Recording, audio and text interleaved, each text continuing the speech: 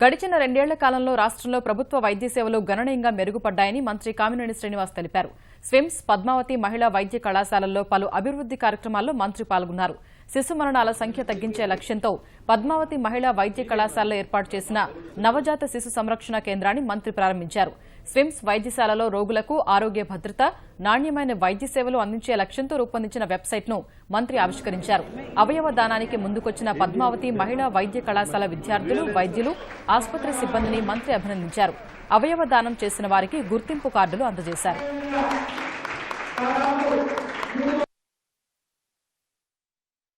భారతదేశంలో 29 రాష్ట్రాల్లో highest decline state కింద ఆంధ్రప్రదేశ్కి ఇన్సెంటివ్ అవార్డు ఇచ్చారు.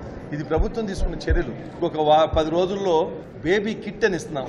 పుట్టి ఇంటికి వెళ్ళిపోయే బేబీకి అన్ని ఒక దోమతెరతో పాటు మాయిశ్చర్ స్క్రబ్తో పాటు ఇంకా కిట్టు అలాగే అన్నీ కలిపి ఒక పౌచి వేడిగా ఉండడానికి ఒక పౌచి దానికి బ్లాంకెట్ ఇచ్చి చేస్తున్నారు.